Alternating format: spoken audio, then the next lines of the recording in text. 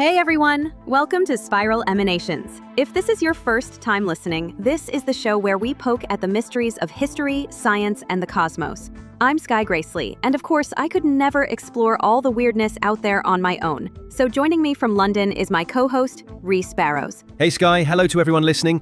London's been wild this week. Winter Wonderland's in full swing. That's our big outdoor holiday festival. So every tube ride feels like a sardine can. Oh wow, that sounds intense. Honestly, LA never gets that crowded unless someone's giving away free tacos. But speaking of chaos, we actually had real rain here this week, and you know how rare that is. People were sending me memes all day, basically acting like it was the end of the world. I ended up meeting some friends at this new vegan bakery everyone's obsessed with, and of course, right as I got there, I totally wiped out in a giant puddle in front of the main window. The best part? I somehow managed to keep my oat latte perfectly upright. Didn't spill a drop. I'm just imagining the scene, soaked but triumphant, oat latte in perfect form, and the whole bakery giving you a standing ovation. It honestly felt like slow motion. I walked in, totally soaked but holding my coffee triumphantly over my head, and the staff actually clapped. Classic LA priorities. Honestly, it was worth it. I'd go through it all again if it meant another one of those vegan croissants everyone's obsessed with. Okay, Sky, you definitely win dedication points for the oat latte save.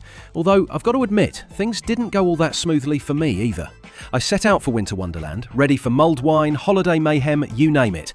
But... And? What happened next? Well, I basically made it to the tube, realised everyone else in London had the same idea, and ended up bailing, with about 20 other would-be festival goers I'd never met before.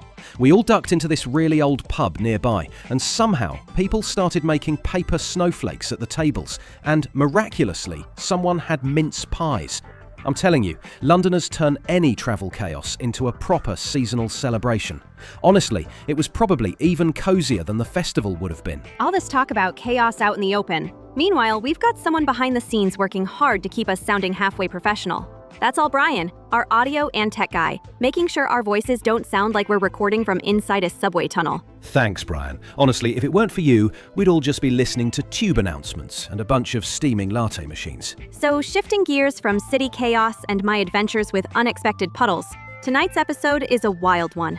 We're diving into missing meteorites, stolen artifacts, and secrets hiding in places no one ever thinks to check. This one's got everything. Meteoritic intrigue, cosmic secrets you won't find in the official headlines, and just a hint of danger. The El Ali meteorite in Somalia is a perfect example. It's this massive, 15-ton iron rock out in the desert that's been stirring up a lot of buzz ever since scientists officially identified it in 2020. Local herders have known about it for generations. It's been a landmark for ages. But until then, it had somehow slipped under the scientific radar. Okay, but was it just its size that finally got everyone's attention? Or was there something else going on? The size definitely helped, but what really put El Ali on everyone's radar was what they found inside. Researchers at the University of Alberta discovered 3 brand new minerals, 2 called El Aliite and El Constantinite, and a third that's so new it doesn't even have a name yet. None of them have ever been seen on Earth before. They only showed up once scientists dug into the El Ali samples. That's honestly incredible. Not just that they found a massive meteorite, but completely new minerals inside it. But did that discovery end up making El Ali a target for, you know, the wrong kind of attention? Exactly, and that's what a lot of people think happened. As soon as news about those new minerals got out, the meteorite more or less vanished. Armed men took it, broke it into pieces, and the biggest chunks ended up smuggled overseas. Some say private collectors in China got a hold of them, but after that, nobody really knows. Even the mineral samples from the scientists' labs have disappeared. The trail just goes completely cold. That's so frustrating. Are there actually people trying to get it back? Or is this one of those things where it just disappears into the black market? Somali officials say they're looking, but honestly, once something like this hits the black market, it's nearly impossible to trace. Scientists keep warning that losing those pieces might mean we never get to study what they really are. And this isn't just about El Ali. Groups like Interpol and UNESCO are seeing way more cases these days. It's meteorites, ancient coins, gold, almost anything rare or unique is disappearing. This sort of theft is happening all over the world. So who's actually after these things? Is it just super rich collectors, or are there even bigger players involved? Honestly, it's all of those. Scientists are always hoping these new minerals might lead to breakthroughs, like superconductivity, or maybe something nobody's thought of yet.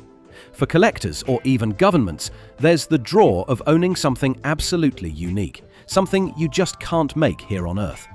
And then there's this much deeper fascination.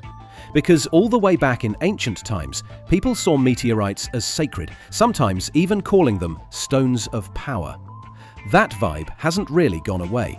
It's part of why these things are still so sought after today. You know, that makes sense. Around LA, I've definitely seen what they call meteorite fragments sold as star stones in crystal shops.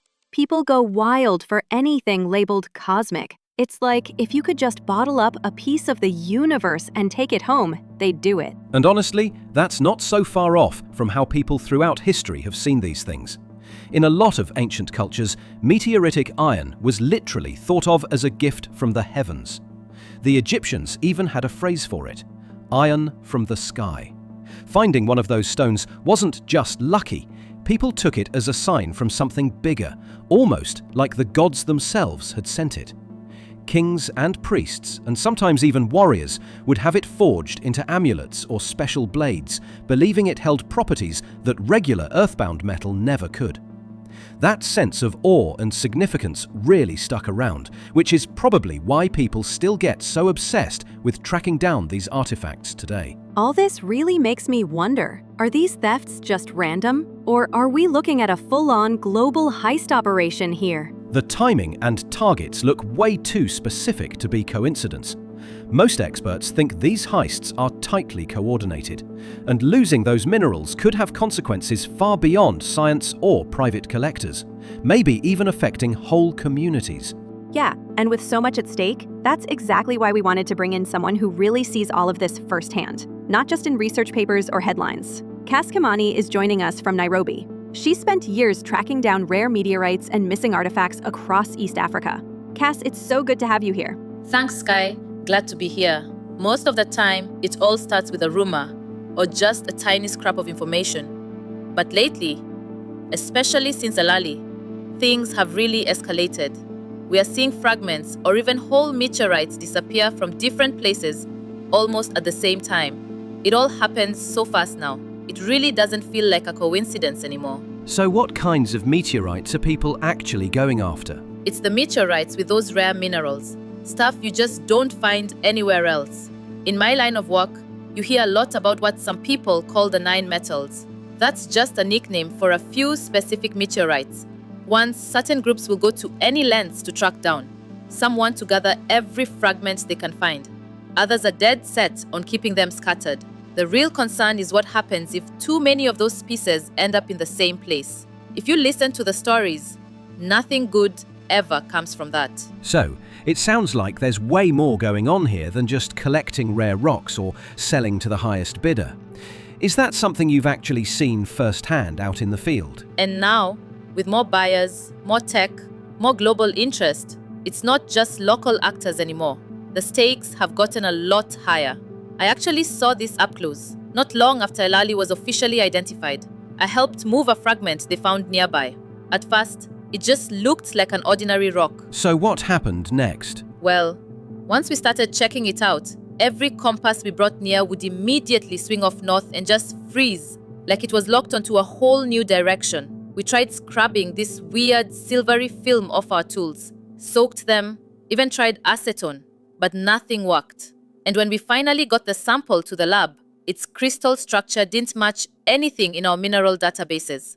With all of that piling up, I have to say, that was the only time I've ever really felt like those old stories might actually have some real teeth. That's honestly kind of wild. Cass, you've mentioned the 9 metals before. Can you take us back to the beginning and explain how they first entered the picture? Sure. This goes back to long before anything was written down.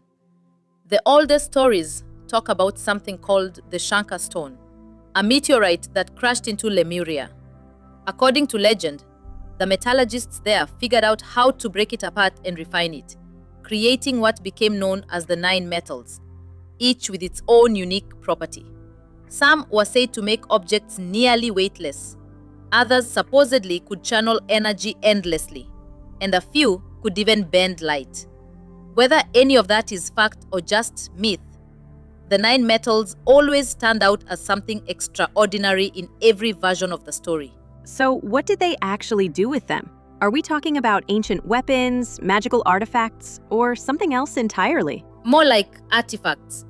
There are stories about rods that would always point you home, shields that could keep out poison or even fire, and boxes that, believe it or not, were said to make their owner almost invisible. With stories like that getting out, things spiraled fast. So, Lemuria.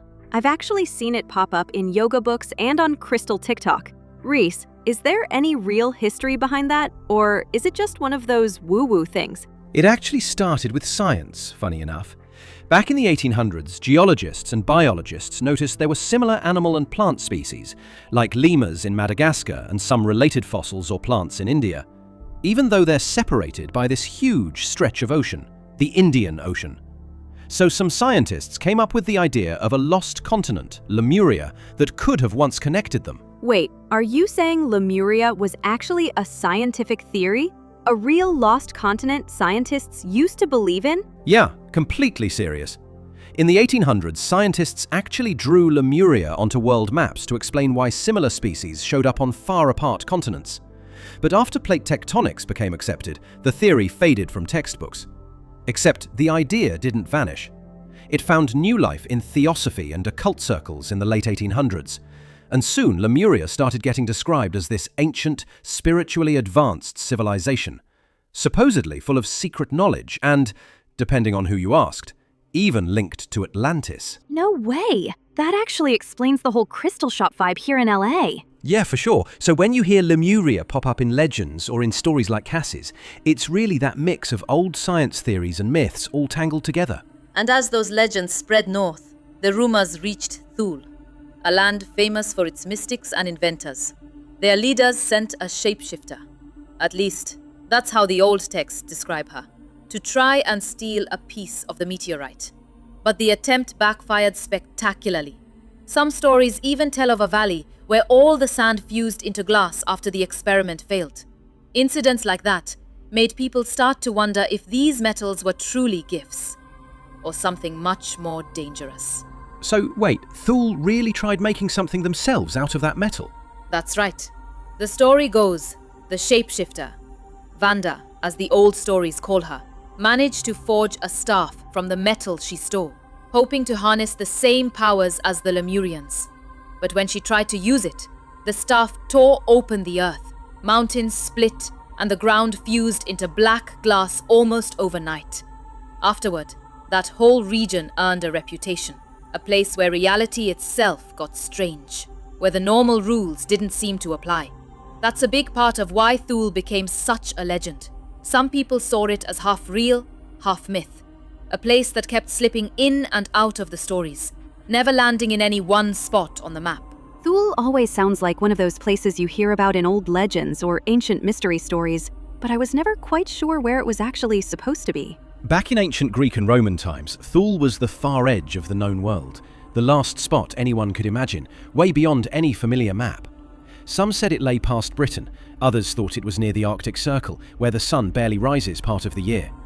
Thule became this legendary north, wrapped in fog, endless twilight, and tales about the world getting stranger the farther you went. So when old stories put Thule into the mix with these mysterious metals, it feels like that's where history starts blurring into myth and uncharted territory. So after everything that happened with Thule, did that change the way people thought about these metals? What happened next? The Lemurians saw the writing on the wall and decided to split up. Not just the metals, but the knowledge of how to use them. After that, people stopped seeing the metals as gifts and started treating them as risks. Things that needed to be hidden or kept apart. 3 groups took on the responsibility. The builders, those legendary ancient architects, the Atlantean engineers, and the watchers below, who hid their stash deep underground.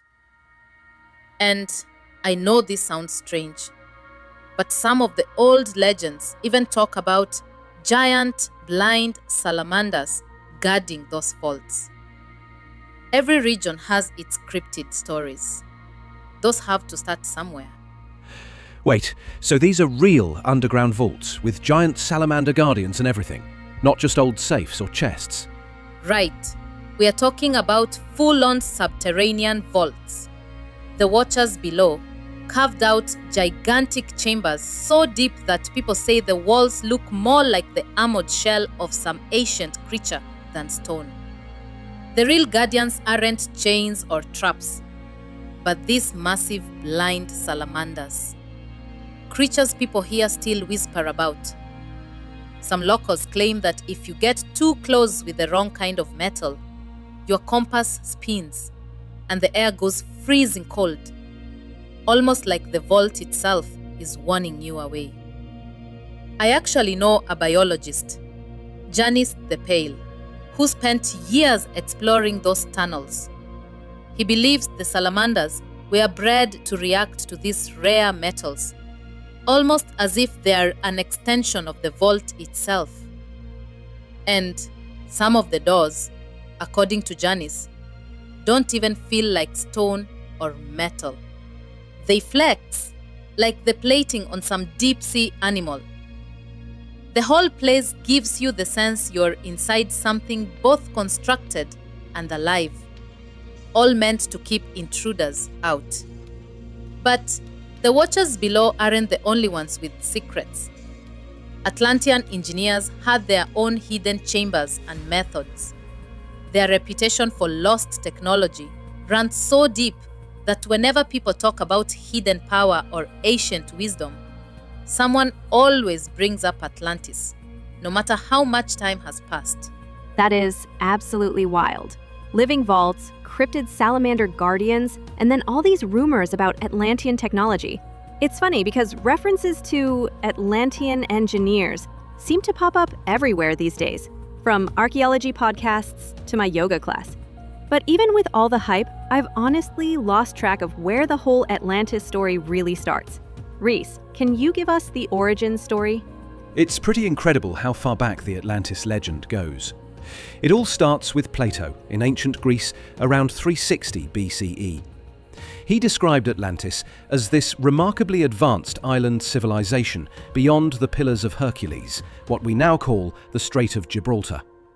Plato said they had magnificent temples, impressive fleets, and technologies that sounded way ahead of their time, until a sudden disaster sent the whole island sinking beneath the sea in just a day and a night. Plato used the story as a warning about the dangers of pride, but ever since, people have been fixated on whether Atlantis was real. And whenever stories come up about lost technologies or mysterious ancient metals, Atlantis always seems to work its way back into the conversation, as if those legends might really be fragments of something that once existed and left its mark around the world. So these metals didn't just stay put. How did they end up scattered all around the world? As empires rose and fell, these fragments kept moving. Some ended up hidden beneath ancient temples like Uruk. Others traveled east, finding their way to the dragon lords in China. Think weather rituals, all those old myths about thunder and rain. The builders, they supposedly hid not only scraps of the metal, but also blueprints, concealed in strange staircases, unusual domes, and secret architectural features. Every lost city sent the trail scattering even further. With all these artifacts and fragments turning up, are there any stories about ones that could actually control the elements, or do something even crazier than just being rare or strange? For sure. One of the most talked about is the Trident of Three Waters, supposedly forged by the Atlanteans from those same rare metals. The legend goes that it wasn't just ceremonial. It could call storms, summon rain, even change the course of rivers in a drought. Some old texts claim that wherever it was carried, the air would shimmer and the ground would bead with dew, no matter how dry the season. But what really spread wasn't just stories about the trident itself. It was the whole idea of a special object that could command the weather.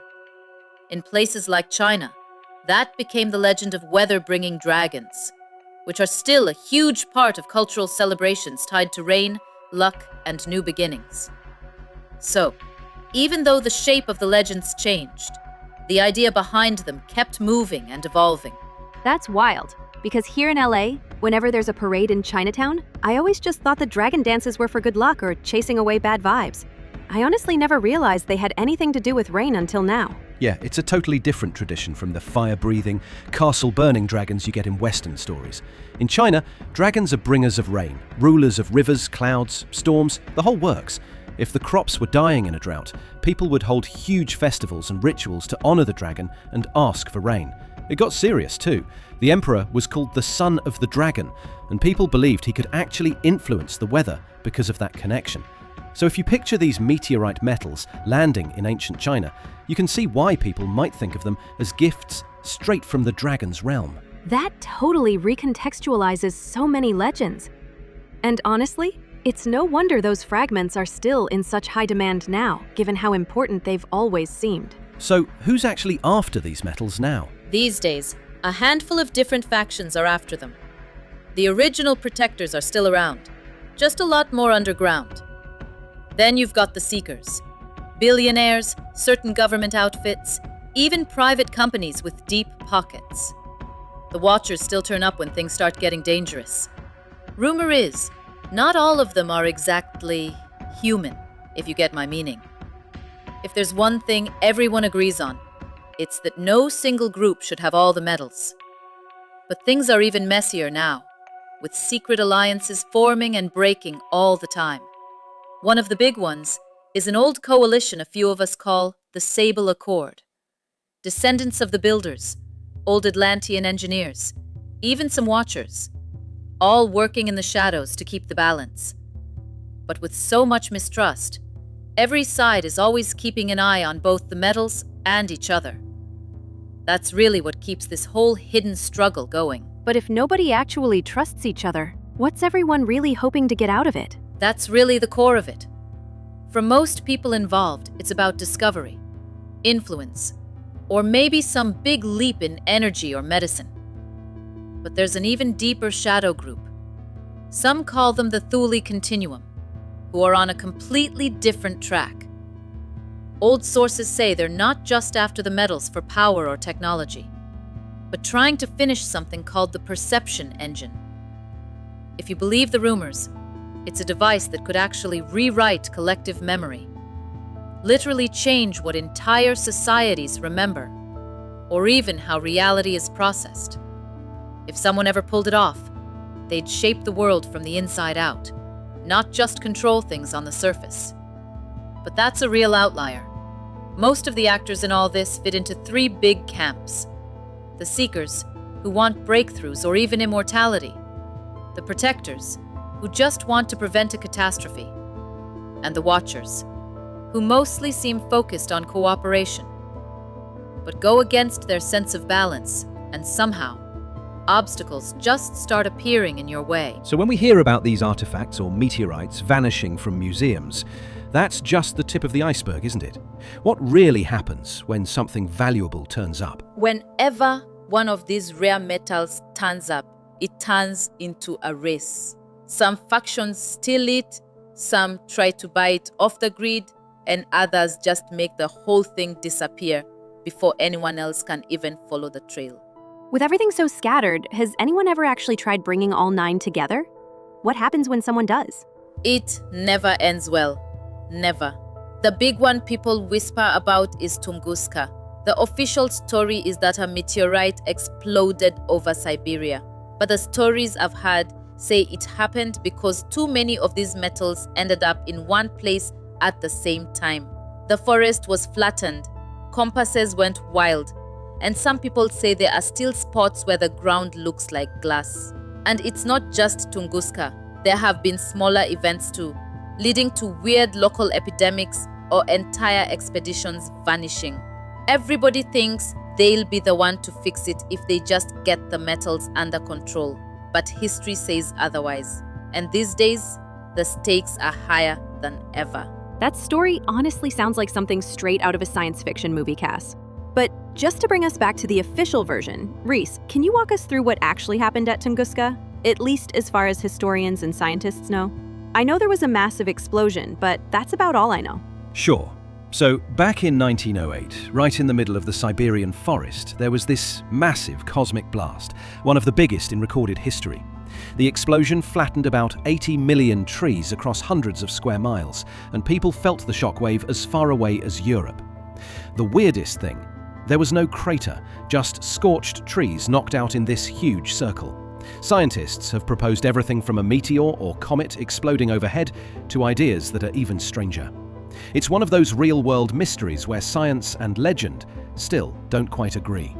And honestly, Cass, hearing your take really shifts how I look at events like this. It kind of feels like these unexplained stories might be part of something bigger, maybe even tied to this hidden history you've been describing. It reminds me of other mysteries too, like the Antikythera mechanism, that ancient Greek device they found in a shipwreck. It's so advanced, experts still can't figure out how something like it even existed back then. Wait, is that the ancient Greek gadget packed with gears? I've always wondered why it's such a big deal. The Antikythera mechanism is honestly one of the wildest things we've ever pulled out of the ancient world. It's this battered box of bronze gears, hauled up from a shipwreck off a tiny Greek island back in the early 1900s. For years, no one could figure out what it even was. But when people started X-raying the pieces, they found dozens of insanely precise gears all stacked together.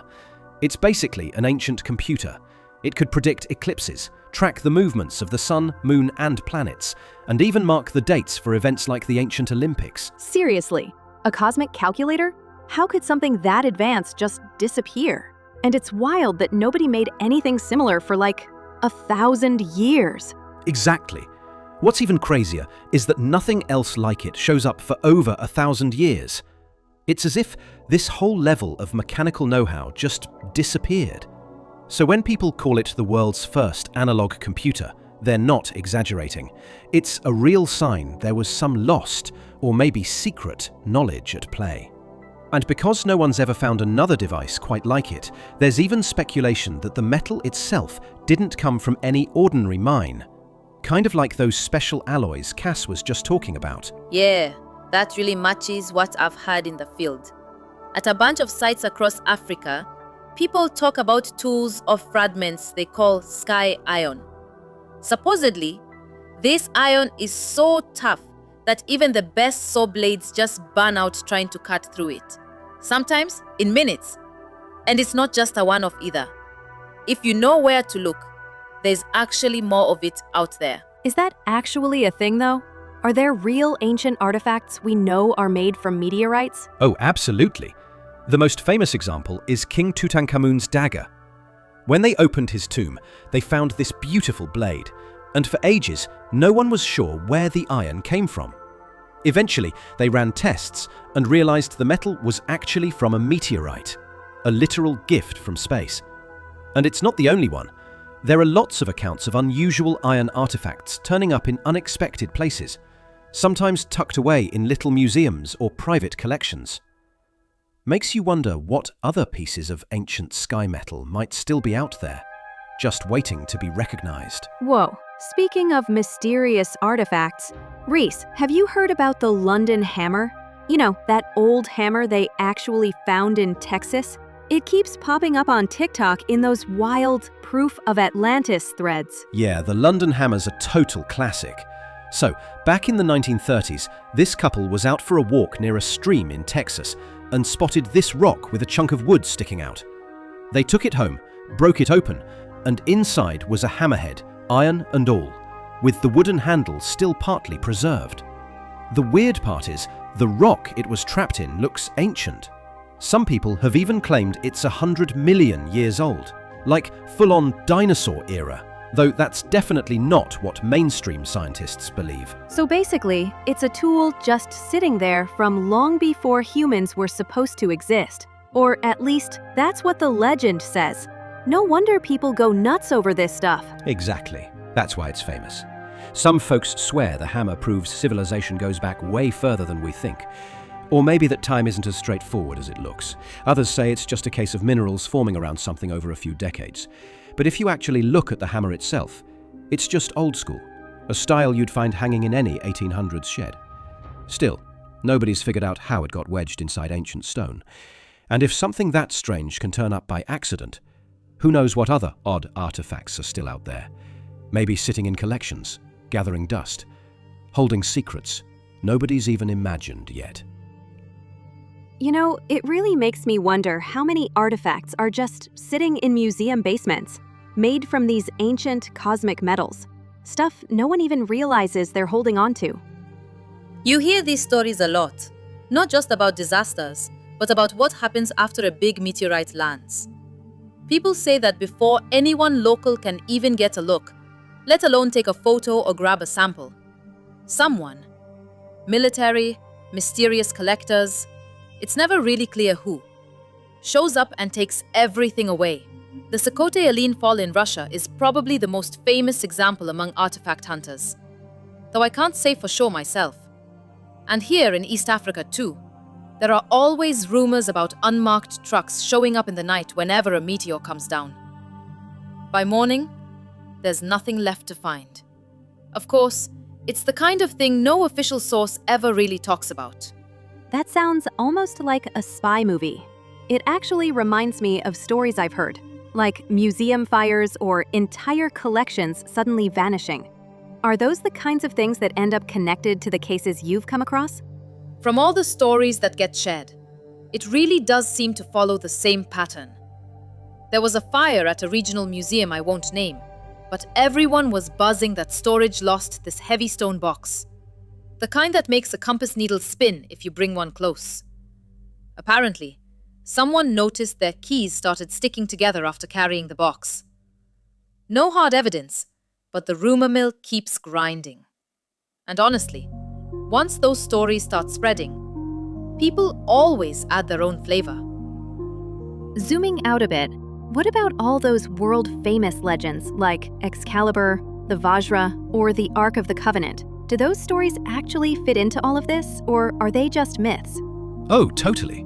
Like, Excalibur is even described in some old stories as being forged from iron fallen from the stars, which is basically what we've been talking about. The same idea comes up with the Vajra. It's a thunderbolt weapon in Hindu mythology, and some legends say it was made from a chunk of cosmic metal. And then there's the Ark of the Covenant, the gold-covered chest the Israelites carried ahead of them, supposedly holding the stone tablets. People believed it meant unstoppable victory in battle, but the stories are wild, like people collapsing just from touching it or peeking inside. It disappeared from history ages ago, and ever since, there's always someone convinced they're about to find it. See, I always thought that was just Hollywood doing its thing, but the real legends are even wilder. And the Vajra, I've actually seen them in yoga studios out here, but I never realized they had that kind of history. Were they actually believed to have special powers, or was the meaning more symbolic? In Hindu mythology, the Vajra is Indra's thunderbolt, the ultimate weapon of the king of the gods and the bringer of storms. It's said to be completely unbreakable, able to shatter any obstacle. Some legends even describe it as forged from metal that fell from the sky, sort of like a cosmic relic, or, in other tales, from the bones of a powerful sage. And it doesn't stop there. In Buddhism, the Vajra became a symbol of indestructibility and sudden insight. Tibetan monks use them in ceremonies as signs of spiritual strength. So when we talk about legendary weapons or relics with power from the heavens, the Vajra really sets the blueprint. Cass, in your fieldwork, do you come across stories like this, where meteorites or strange metals are woven into local legends? Maybe it's not as dramatic as some of your stories, but things definitely get a little strange here too. In some African myths, finding meteorite iron means you're chosen for something big. You'll also hear about iron rods out in the fields that look totally ordinary, but when you try to pick one up, your arm just drops from the weight. And in local legend, if you keep one of those rods close by, your coins might start sticking together in your pocket. And like I mentioned before, there are plenty of herders around here who really do have stories about blind salamanders guarding secrets in old caves. That is so cool. Stories like that always make me think of old legends, like fairy rings, those mushroom circles people say can transport you somewhere else, or how people sometimes talk about tools acting up at ancient ruins. When these metals show up, do people actually notice strange things happening? Like weird glitches or anything that stands out to locals? I keep seeing fairy rings all over Crystal TikTok. People film them like they're little portals in the grass. My college roommate was so convinced you'd get whisked away by fae if you stepped inside one, she'd walk 3 blocks out of her way to avoid them during mushroom season. And she wouldn't be alone. There are loads of old stories where people see those mushroom circles and figure they've found the edge of the ordinary world, like some kind of doorway. The legend goes, if you step inside, you might vanish for a single night and come back to find years have flown by. Or maybe you just return, but not exactly yourself. You hear that kind of story all across Europe, places like Ireland, Wales, Germany, pretty much anywhere you get mushrooms and misty mornings. And honestly, the way those legends talk about lost time and strange shifts isn't so different from what people sometimes report at real ancient sites, especially where those odd metals show up. Like at Avebury or the ruins in Zimbabwe, there are stories of people bringing in metal detectors or compasses and having their equipment go completely haywire, even if there's no power lines or iron around. Maybe it's got something to do with old metal fragments buried way below the surface. When you hear about things like compasses spinning or cold spots appearing around these metals, what do you think is actually going on? I think these metals do something strange to their surroundings. Maybe they're magnetic, or maybe it's something we don't understand yet. There are stories from museums too. People say when really old metal artifacts come in, sometimes there's this fine metallic dust, or they'll notice rings or watches sticking right to the artifact, almost like it's magnetic. It doesn't happen every time, but the rumors always seem to spread. Details like those, and all these wild old legends, could really point to a bigger struggle hiding in plain sight. The more you look, the more the dots start to connect. So, when the Lemurians finally managed to open that first meteorite, was there a moment when they realized these metals could actually be dangerous? At first, those fragments seemed almost miraculous. Stones would float, lamps burned way longer than normal. But things spiraled quickly. There's this story of a smith who tried combining too many pieces, thinking he could harness even more power. Suddenly, everything in his workshop started to float out of control. And then, the whole place just went silent, like the air itself changed. Everyone there could feel something wasn't right. That was the moment they realized just how dangerous these metals could be. After that, they made sure no single group ever held both all the fragments and all the knowledge needed to use them together. That honestly sounds like the kind of disaster you can't ever really undo.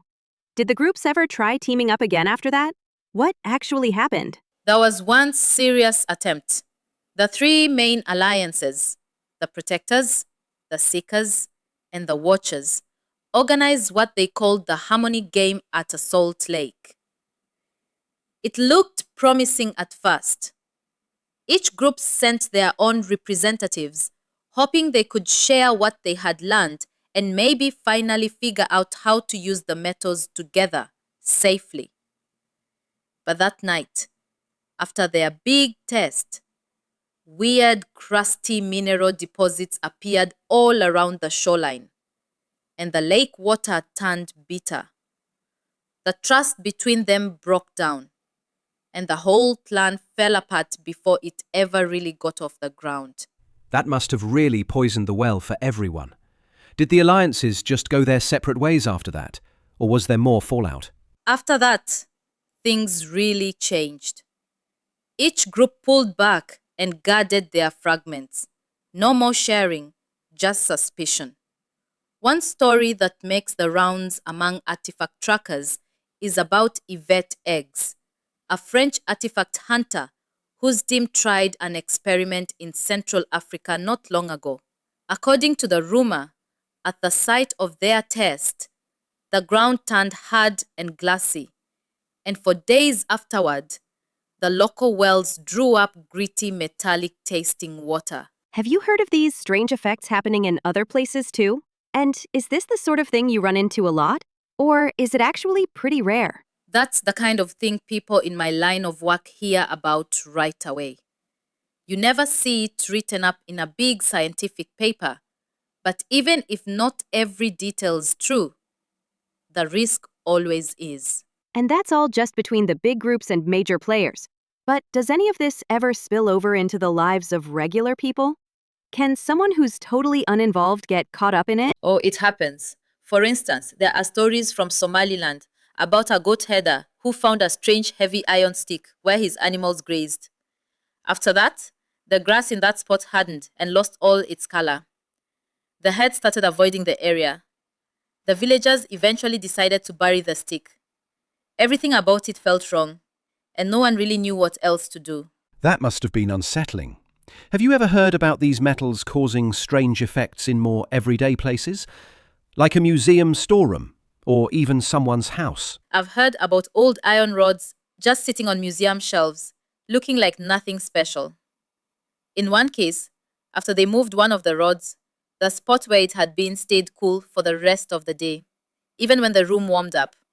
Not icy, just noticeably cooler than anywhere else on the shelf. That's honestly pretty eerie. I think I'd have to just leave the room. So what did the museum end up doing with that rod? The curator didn't take any chances. He set the rod aside and brought in a mineral specialist to take a look. Honestly, unusual things like that probably sit unnoticed in storerooms or backyard sheds all over the place. Most people just never realize what they found. If I ever stumbled across something like that, I think I'd just snap a photo, back away slowly, and never touch it again. But honestly, Cass, what's the smart move here? Say someone stumbles across a weird piece of metal or starts noticing strange things happening with their stuff. What should they actually do? Honestly, the smartest thing you can do is just leave it alone. Don't try to experiment with it or see what happens. Just jot down what you noticed and where you found it, then walk away. Reach out to a local museum or an expert who deals with weird artifacts. Trust me, a little caution now can save you a whole lot of trouble later. So yeah, as tempting as it is to mess with it, or make it TikTok famous, maybe just leave it alone for the experts. I get why it's tempting, especially with everyone looking for the next big thing to post about. But honestly, it's safer for you and a lot kinder in the long run to let someone with real experience step in. Yeah, that's always a good rule when something's a little too strange for comfort. Better to play it safe and be responsible, even if you're curious. Thanks so much for breaking that down for us, Cass. It's exactly the kind of advice I think everyone needs to hear. For those listening, if you ever come across something strange, remember, showing a little respect can really save you a lot of trouble. With that, let's start bringing things to a close. Cass, I just want to say thanks again for sharing what it's really like to deal with these artifacts out in the field. Hearing about it from someone who's actually lived it really puts everything in perspective. Thanks, Reese. I really appreciate it. And thank you both for giving me a chance to share this side of the story.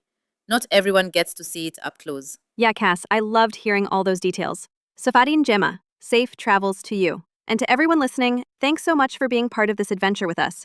We really appreciate you tuning in. Whether you're in Nairobi, London, or just parked in your car. Cheers for joining us.